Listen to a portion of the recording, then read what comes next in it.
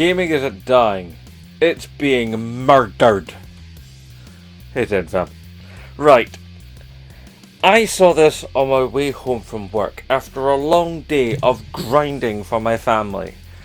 I get on the bus, I open up social media, and I'm met with Tweet and Facebook and Blue Sky and all the rest of it and YouTube videos where basically my beloved PlayStation, who have been in my life for 30 years, have done some of the dumbest stuff I've documented over this channel for many a year. But at this point, I'm just like going, could ya catch a clue? I mean, okay, everything's tight, everybody's skint. The industry can't get parts because the AI boom, and soon to be burst. Please. I mean, like, we got these data centers everywhere and they're like popping up and they're taking all the memory. So all the prices of everything goes up. Not just games consoles, not just PC parts, everything. Because everything's got a computer in it. And therefore everything that's got a computer in it needs memory. And that means the prices go up because there's a bidding war for everything. Yay! Oh God. So with the bidding war for everything, of course it pushes the price up because we go, well, we have to bid more, but to bid the more we've got to make the money back for the bid that we put in. So we have to raise the price of the equipment we're going to sell, and we have to raise the prices of everything surrounding that equipment. So like the controllers and the subscription models and the games and the software and the and it's just this endless cycle. I mean, we've got Steam machine coming out and it's like huge amount of money. We've got Microsoft going, oh, we spent all this money buying all these studios and now we're going to have to sell them all, and it's putting our next machine in jeopardy. There might not be an Xbox Helix. And now we've got Sony going like, I see 2028, that's that, name me a Blu-ray discs, pal. So not only does that put games in danger, it puts physical media itself. I like buying physical media. Like, I'll show you something, right? Got these out. Right. I like my Blu-rays. Yeah, there's Dune Part 1 and Dune Part 2. And I'm fully intent to do the same with Dune Part 3. I've got a section over there with my Blu-rays because I like to buy Blu-rays of movies that I'm really super keen on, like the Tron movies and other such films. If there's films that I'm like really hyped for, I buy the Blu-ray.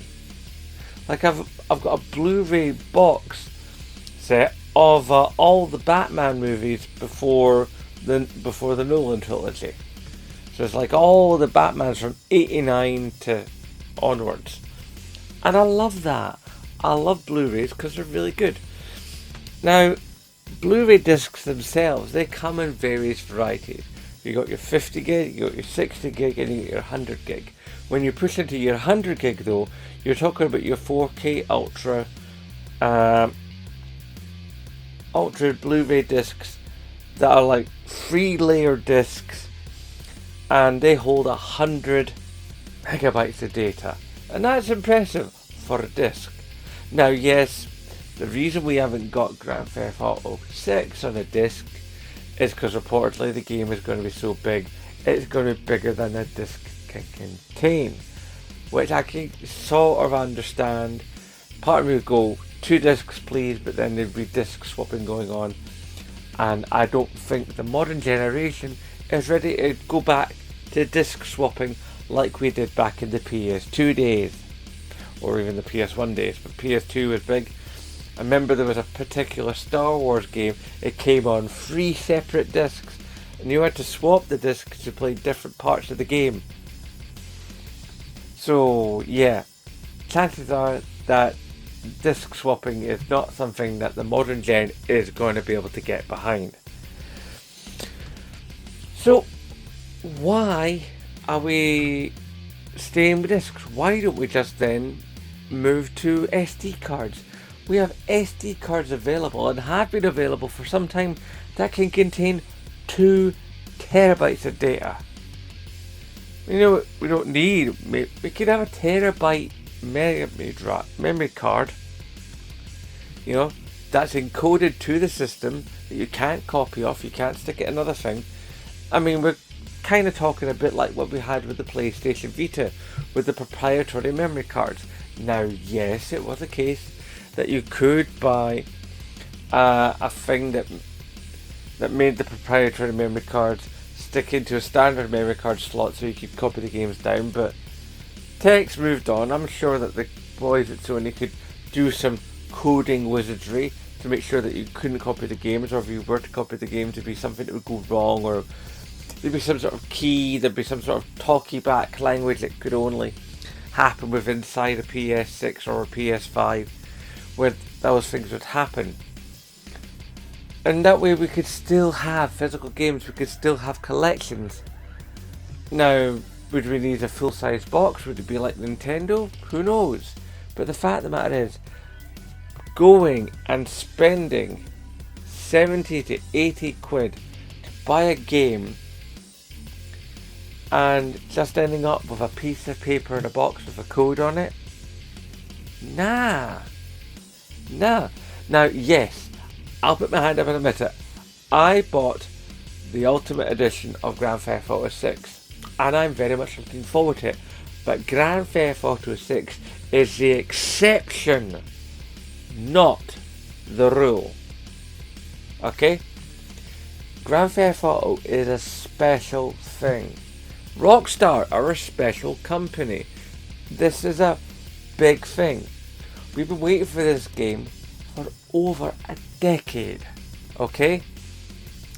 So if Microsoft or Ubisoft or EA or whoever else wants to come along and they want to make a 100 quid game with a code in the box, it would have to be on par or better than Grand Theft Auto 6.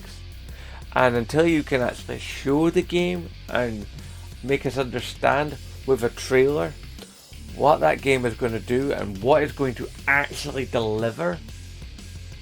I mean, we're not talking like a Watch Dogs here when you like show a trailer and then the game comes out and the game that you saw in the trailer and the game that you have in your system are not the same thing. No, they have to be the same thing. And chances are, with like a Ubisoft game or a Bethesda game or whoever you want to talk about, you ain't getting that, dog. No way. No how. I mean, the PlayStation 6, as it's talking at the moment, there's all these agreements about where the parts are coming from, and the prices of the parts have apparently gone up recently. So they were talking about a system that might cost about 500-600 quid. Now they're talking about a system that was going to be like $1,000, which racks out to round about just under 760 quid. Okay? And who knows if a controller's in with that. Then you tell me that there's going to be like no disk drive, and you still want to charge that level of money. I want a disk drive. You know partly why I want a disk drive? Because I firmly believe that for a PS6 to be competitive in the next gen, it has to be fully backwards compatible to the previous 4 gens. You have to be able to take a PlayStation 1, a PS2, a PS3, a PS4, a PS5 disc, slot that puppy in and it work. Not downloading a file, the game work. PlayStation Plus Premium can just get in the bin because nobody buys it. Most people that get PlayStation Plus get the middle tier. Some people stick on the essential tier, which is fair, but most people go that middle tier because it gives them everything they want. They get the storage, they get the games, but they know what the trick of it is, right? See, if you want to go down from extra to essential, the games that you got while you were part of Extra, if you knocked out into Essential, you lose those licenses. You don't have them anymore. You paid for those licenses, but they're now gone. You can't access them. If you were to go back up to Extra from Essential, you'll get them back. But if you go down, you lose those games. Now, I don't know if that counts if you've saved them in your system. I'm not sure the technicality on that. But what the problem is if everything is digital, then anything can be removed. Hey Zen fam! So, I'm just waiting for the day to get off work. I've got the affiliate deal in hand. I've made the promotional video that'll get slotted into future videos. You got these free lovely conventions here, all in places that don't normally get conventions. So, you follow the link in the description, you buy your ticket, you go to one of these lovely places that don't normally get a convention, you give their economy a wee boost, you get a discount, I get a kickback. Gaming convention continues next year. It hits 3 other locations, hopefully one of them Scottish, so that I can go again. I've just got to get the day off work for that one as well as this one in next month, so then I can make that 3 conventions on the trot. You buy your ticket, you have your fun, you get your discount, you boost that local economy, I can have fun at a convention. What's not to love? Look at the movie situation that literally just happened. We had a whole bunch of films that people had bought on their PlayStation accounts for their PS5s, for their PS4s. Another company came along and bought the company that owned the rights and withdrew the movies from PlayStation. Just gone. No refunds, no sorry we have to do this, no like we could give you it another way, we could give you it from another license, nothing, just gone. They're not gone yet, but they're going to go very soon. So, yeah, that's just chuffing marvellous. And who's to say that won't happen with games? Now, like I say, I have been with PlayStation since the beginning. Okay? I got my OG original model PlayStation with all the ports, the first SKU, back in '95. I bought that puppy for 80 quid off my sister's boyfriend. And I got it for that price because the dude didn't know or understand about memory cards. So I was quids in. I saved up a little bit longer after I bought the puppy, got myself a memory card, and I never looked back. I have had years and years, in fact I've had decades of entertainment, and I've loved PlayStation. I've loved the ecosystem. I mean, for me, PS3 and PS4 were the tip-top years. I mean, don't get me wrong, PlayStation 2 was an amazing system, and I still miss her. And sometimes I look down at my entertainment system, and I look at the gap where the PS2 used to be, and it's now actually where my PS4 is.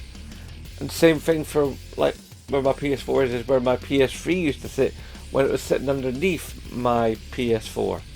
And now my PS4 sits underneath my PS5, because the boy has the PS4 and I have the PS5. And the PS4 became sort of the family media player, and where he plays most of his stuff. PS5 is mine. Although admittedly he does play Genshin Impact on the PS5 because PS4 stopped having support for Genshin Impact, which I still think is rubbish. But I digress. The idea that we can't have things, that there's this concept that's been doing the rounds for the last few years of you'll own nothing and you'll like it. I'm about to break a rule here that I don't break on my channel. For almost as long as this channel's existed, maybe the first couple of years I didn't really get into it, but after a while I took on a rule where I didn't swear. I'm going to break that rule right now. Fuck that! Yeah, fuck that. I'm angry. We're all angry. Sony, read the room. Look at social media. You are getting torn apart, left, right and centre. We hate this. And a lot of PlayStation hardcore people are seriously talking about not buying a PlayStation 6. And I can't say I blame them. I'm seriously considering that myself. I'll keep the PlayStation Plus going because it allows me to have all these games, and I've got games upon games upon games in the backlog. And I might never buy another game ever again. I'll just get my games from PlayStation Plus, and whatever you serve up to me, I'll play. And chances are, their games will keep on coming, and that'll be fine, and I'll deal with that, and I'll keep my PS5. Maybe somewhere down the road there'll be a competition to win a PS6, and I might enter it and I might win. But if the system is going to cost me better part of 800 quid to 1,000 quid, I'm sorry, Sony, but I can't justify that kind of expense. I am a low-wage worker. I am a husband and a father.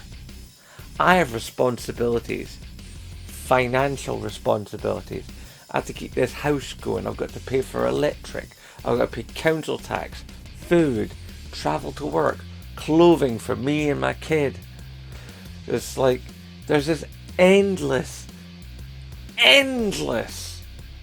queue of things that demand my limited paycheck. And I love gaming deeply. As I've said before, the first thing I played, I still remember to this day. I was a little guy. My sister was still a baby, maybe a toddler. Me, my mum, my dad and my sister, we walked into a cafe, and in that cafe was a tabletop 2-player Galaxian. That was the first thing I ever played. And it was a special moment for me, because at that point, even though I didn't recognise it or know it, that's when I became a gamer.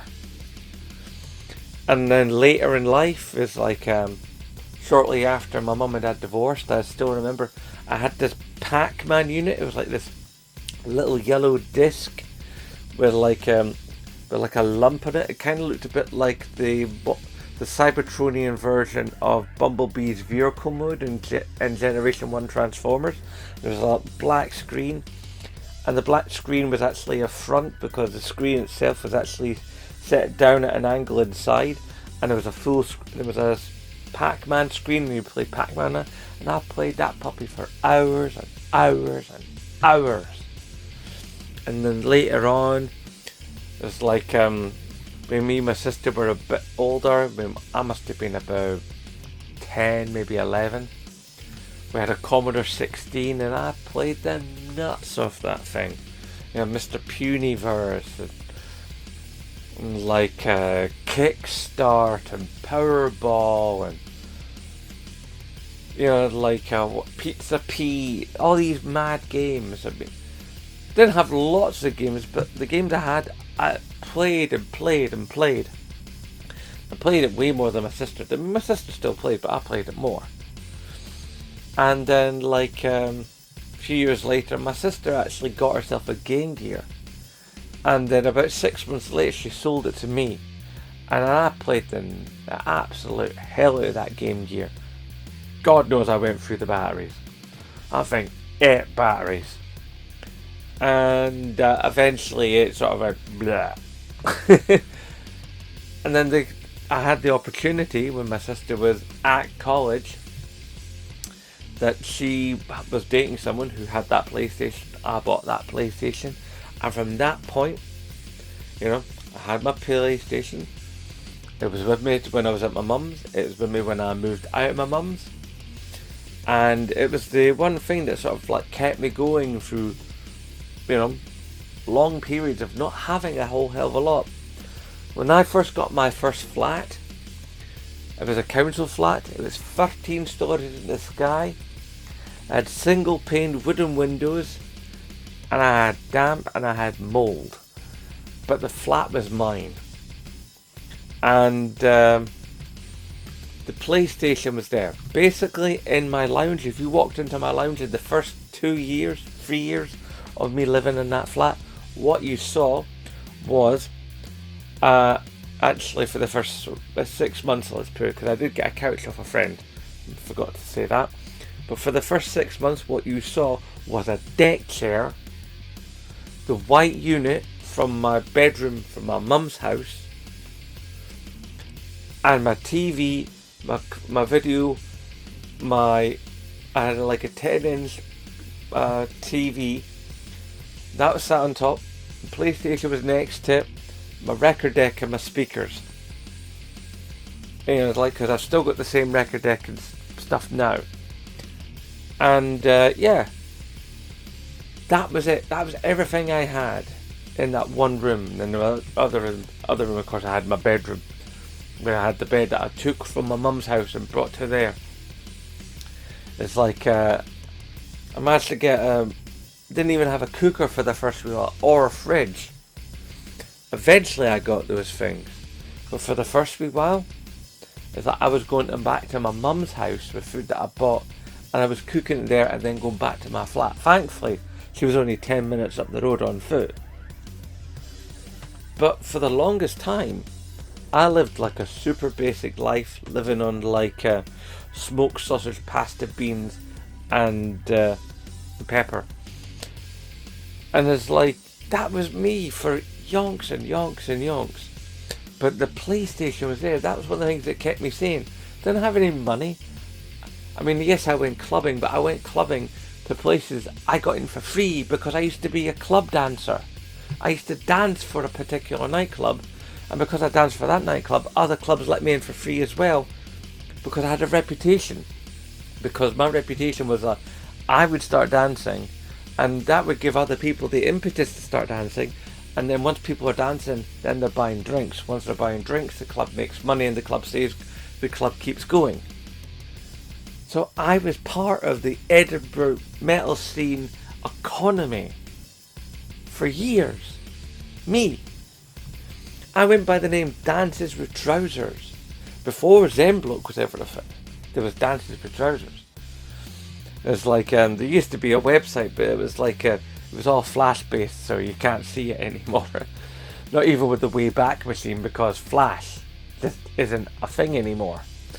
It's kind of a weird phenomena. But yeah, PlayStation has been here all that time.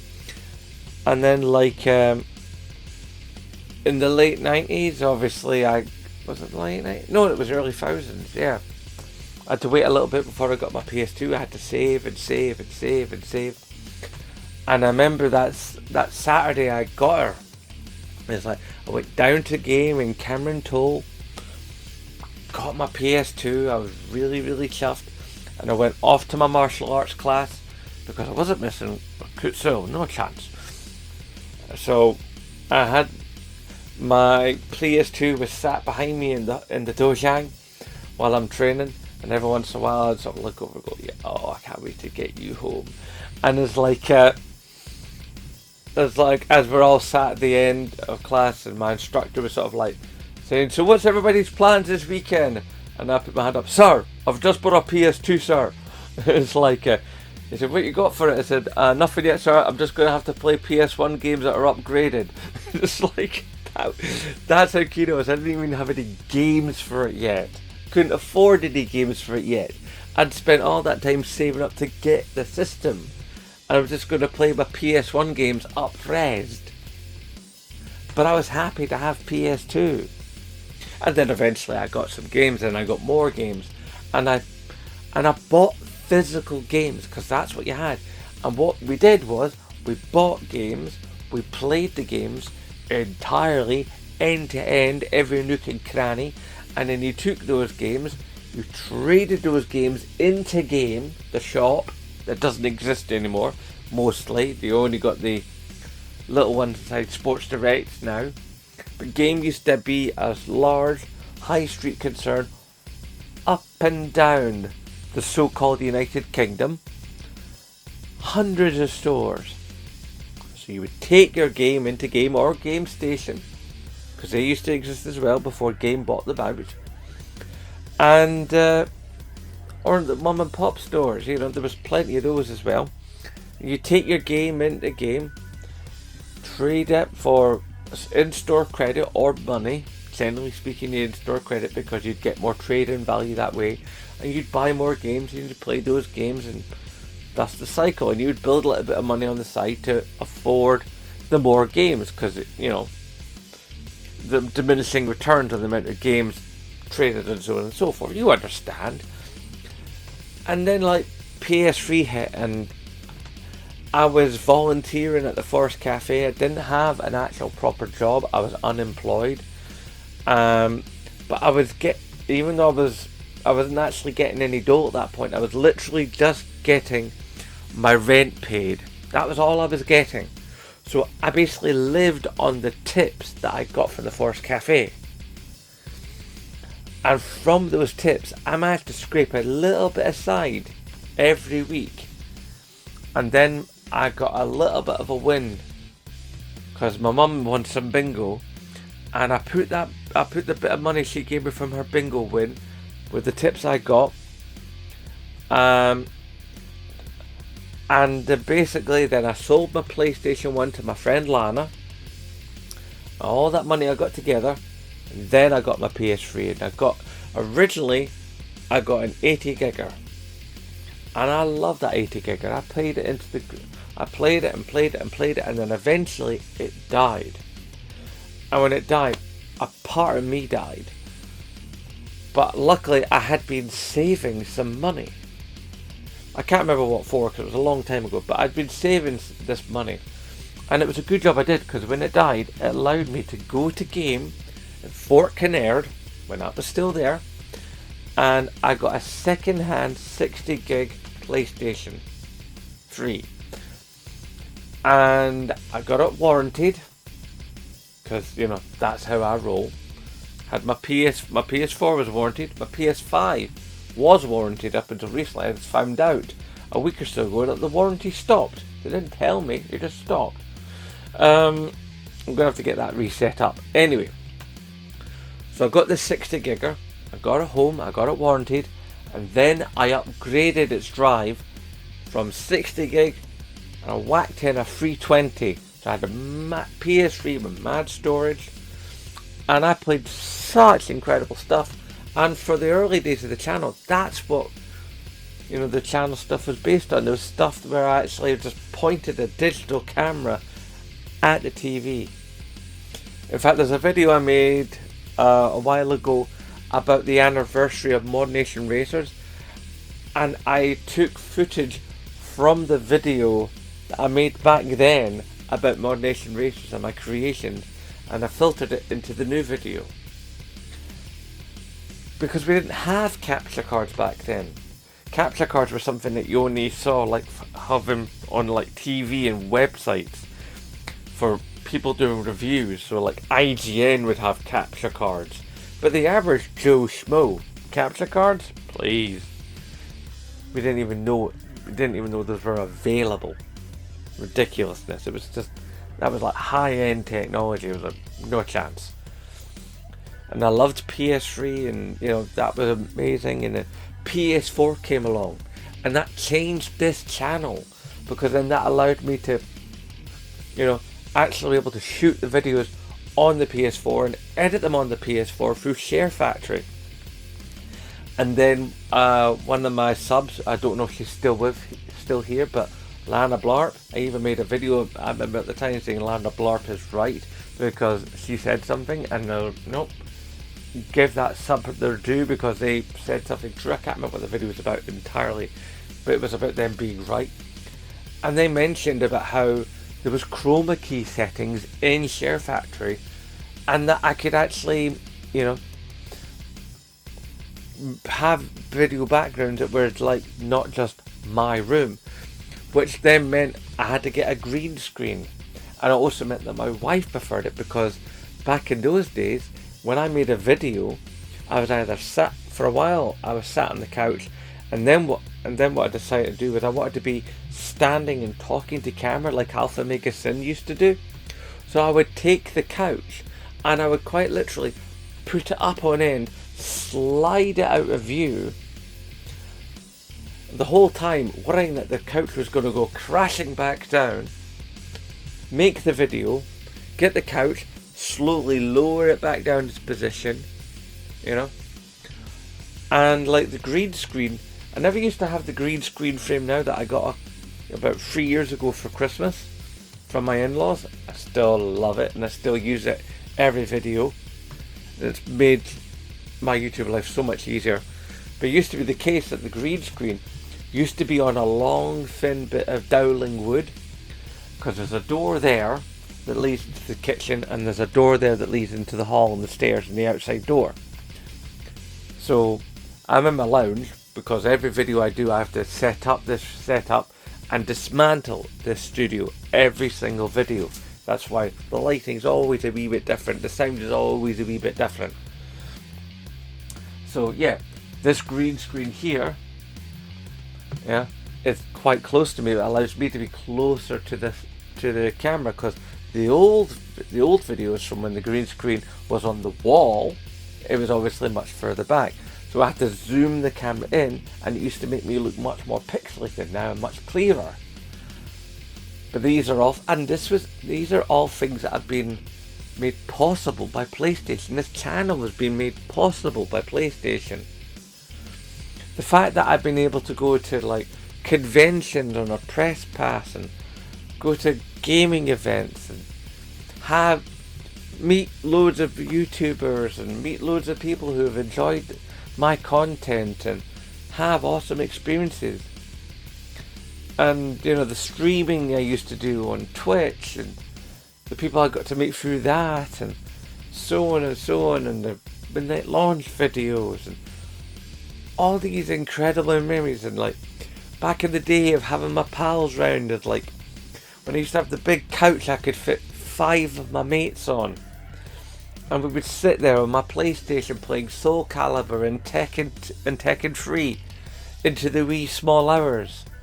There's 5 of us on the couch passing the pads back and forth, banter and snacks, and all these incredible memories are wrapped up in PlayStation. And it feels today like PlayStation has come along going, yeah, see all those memories?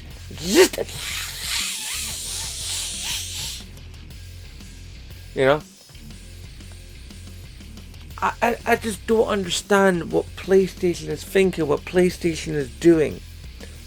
All these incredible memories, all this stuff, all of it, just taken out back and silencer, back of the heat. I just don't understand the thinking. It's like you had all this momentum, you had all this goodwill, and you fucking wasted it. Seriously, you were winning, Sony. Microsoft was half finished. Okay? Now, I don't like that, because I'm one of those people that believe that you need another company alongside that's doing similar stuff to make sure that this keep you honest and keep you competitive. And then Steam has always been there going like, oh, we are the super value for money guys with ultimate choice. And like they were going to be a threat with their Steam machine and their Steam Deck.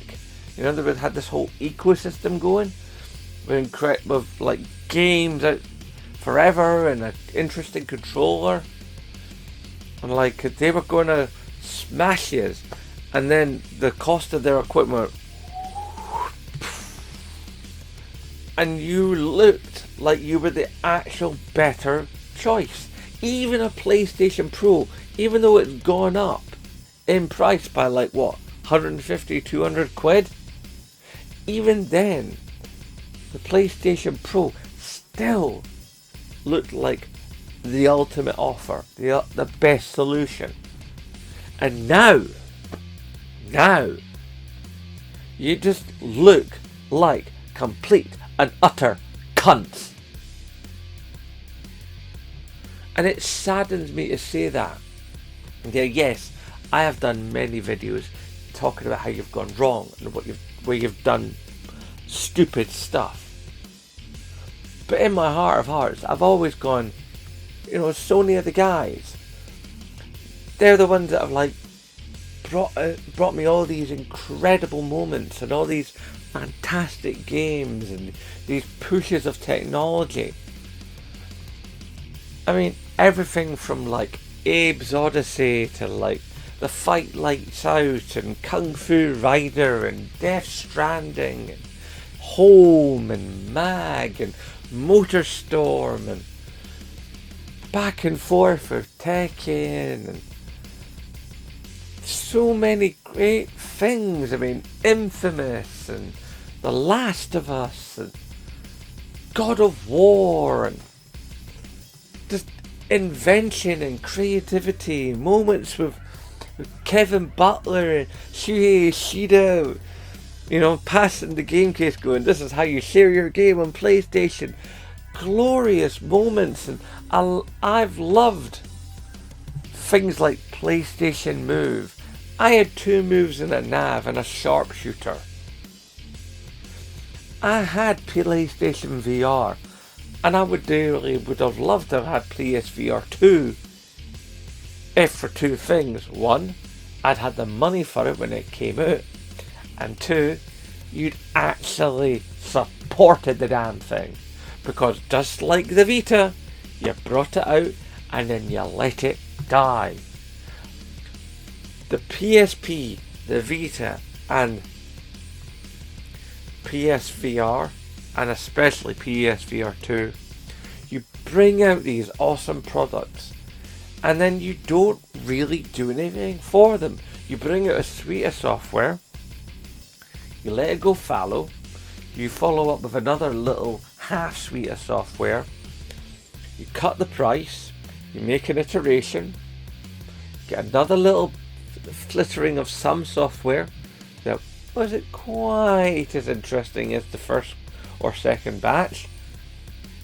You drop the price one more time, and then you stop making it.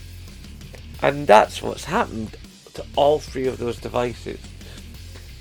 Now, the last iteration we got of the Vita was the PS Vita TV, which was basically a PS Vita without a screen, without a back touch. You plugged it into your telly and you played games on it. But not all the games would work, because some of the games need that back touch. You don't got that back touch on your controller. Now, yes, you could use a PS4 controller and use the touchpad, but apparently that's not always the solution. And after a while, the years of wasted potential and good ideas and IP that sits there doing nothing, that you just let rot. You make me wonder about your decision, Sony. I mean, you kicked out Shuhei Ishida. You made Sean Layden feel like he had to go away. You made people who, with the heart and soul of PlayStation, become so discouraged that they felt they didn't have a place there. But equally, you let knobheads like Jim Ryan ruin your reputation, ruin your vision for gaming by sending you down this live service rabbit hole to disaster. And that's not all. You've doubled down. Your head guy is talking about doing more live service garbage, when that's one of the reasons you've lost so much ground in recent times, because nobody's buying the live service games for a simple reason, right? You got one live service game, okay? Say this is your live service game here. You have to play at a certain level, all right, to maintain. If you want to do well at the game, you have to play it more of the level. This is time, okay? This is your day. It's like get up, go to work, come back from work, maybe hang out a bit with your family, you know.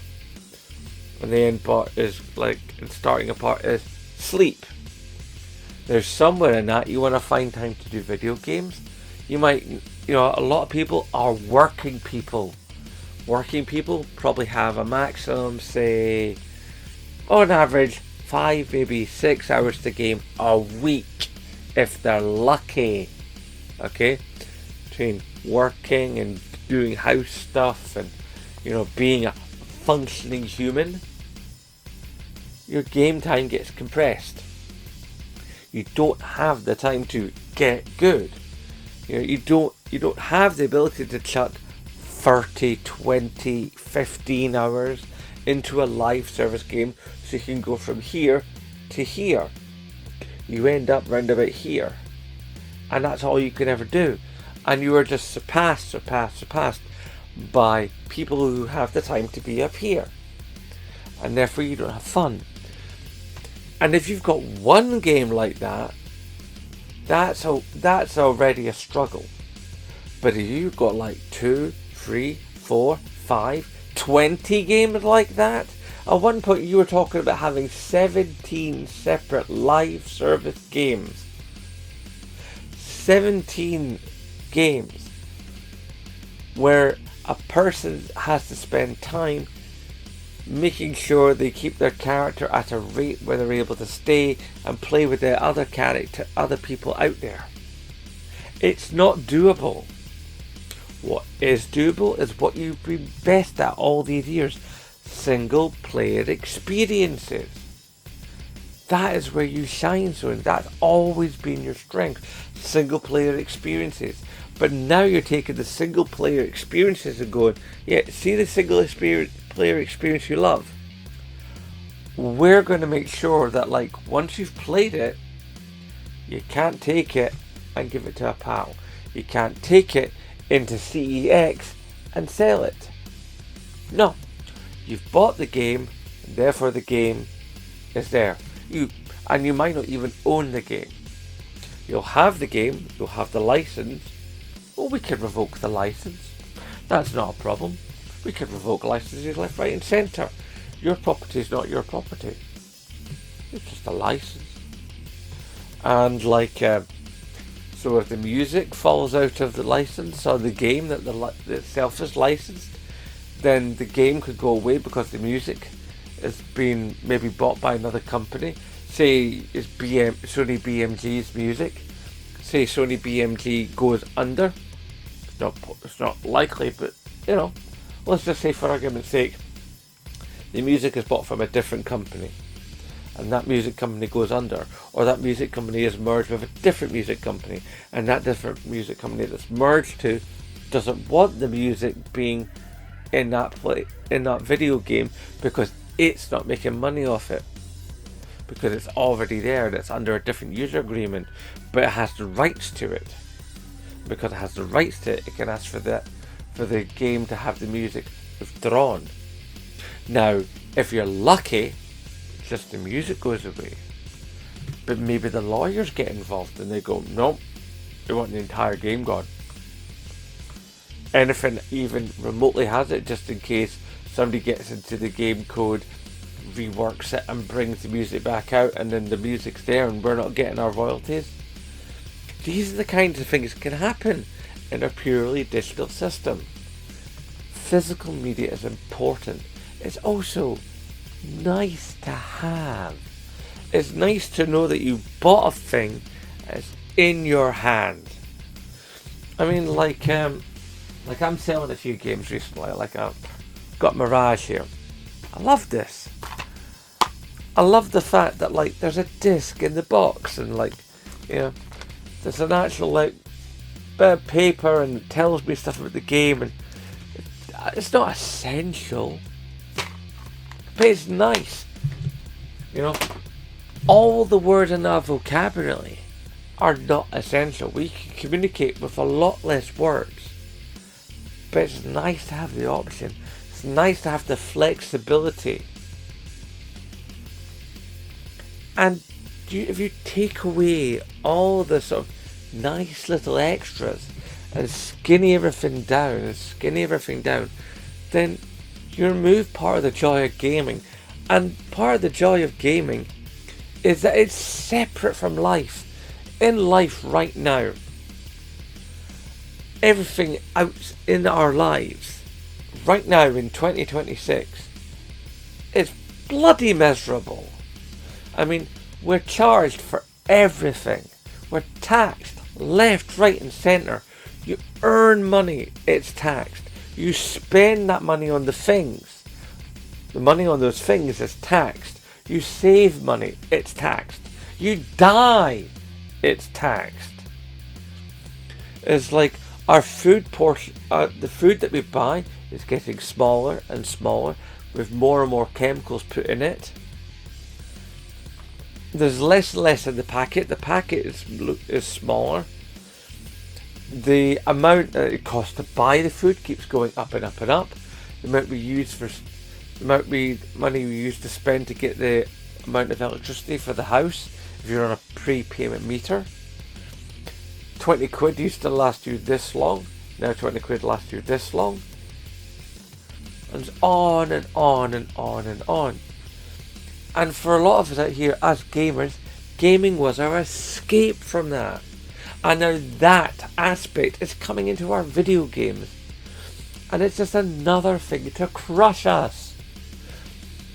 I mean, we've got like, even our social medias are being crushing us because like, we will demand your identification just so you can open a weather app. It's like, when the government themselves had a report come out that acknowledged that bans don't work, and that like education on features inside the devices that have the internet within them are far better at controlling content for underage users than any ban has ever been. But no, the ban is moving straight ahead, right in your face, and all our information will be on some server somewhere, and then some hacking enterprising little soul will get in, take all that data and sell it on the black market, and next thing you know, your identity is spoofed online. That spoofed identity goes and does something horrible, and then you're taking the drop for it. And meanwhile, all you want to do is come home after a long day of work, where you've probably had an awful day because everything at work is made of broken. And you have to deal with crap people and crap situations and low pay and stress and all the rest of it. And then you want to come home and play a video game, and now we're going to get to the point where we'll open up our system, play our game, and we'll have to hope against hope that the game is still there when we press play game.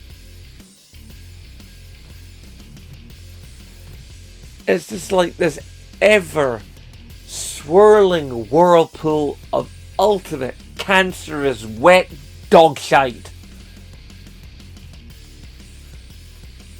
It's like, seriously, Sony, sort yourselves out. Alright? Don't take it out on us. It's really, really, really super simple. Stop the live service bullshit. Okay? Continue making physical games. Go to SD cards if you have to for size. Don't stop making Blu-rays, because the Blu-rays are important for people that like to collect physical movies. And they still sell. Oh, they still sell. It's like, in fact, there's a growing contingent of young people going out there and buying older devices like VCRs, like Blu-ray players, like record decks and cassette decks, like old iPods, and playing music on these things. Music that they can have, the files that they own, on devices that they own. No limitations, no adverts, no subscription models.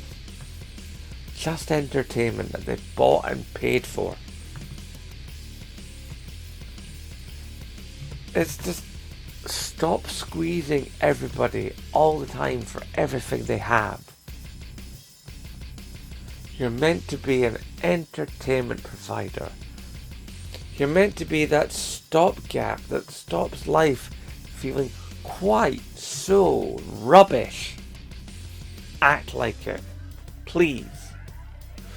I'm even noticing that, like, I've been so busy with this rant, I was so busy to make it, that, like, I've veered off a few times. I don't care.